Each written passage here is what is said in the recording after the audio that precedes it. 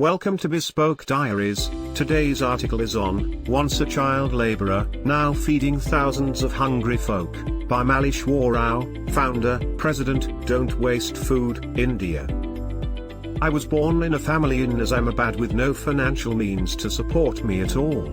Very early on in life, I realized that I would have to fend for myself and also help my family in whatever way I could. Malleshwar Rao. I was a child laborer.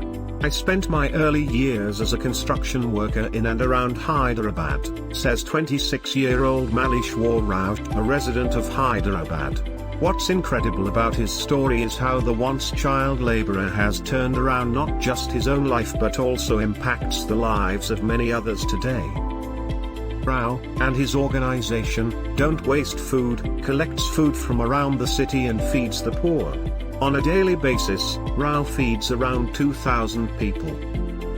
The recipient of more than 26 awards, including Indian Youth Icon Award 2018 and Rashtriya Gaurav Award 2019, Rao's journey is inspirational, to say the least.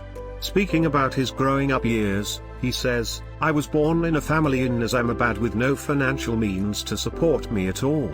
As a child, I realized that I would have to fend for myself and also help my family in whatever way I could."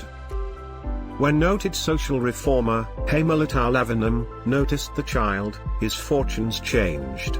Speaking about how that happened, Rao says, "She literally picked me up from the streets and provided me with an education. It was that push that changed my life."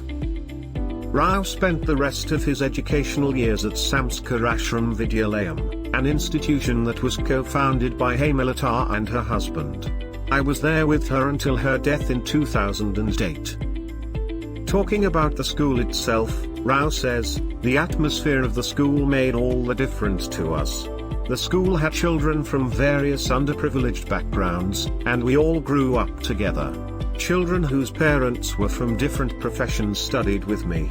The school encouraged us to take up subjects and streams that we found interesting."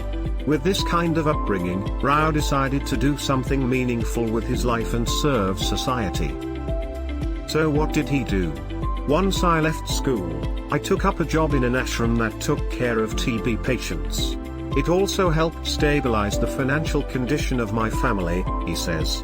After working at the ashram for a while, he took up a job in a catering business, and it was here that he saw the amount of food that gets wasted.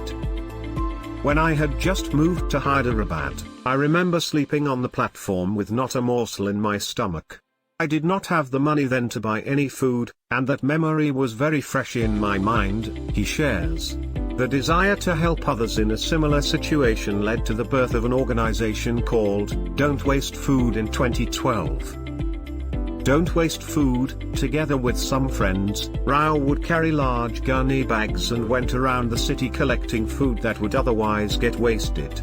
This food would then be distributed amongst the underprivileged. What started off as a small movement has now gained so much momentum.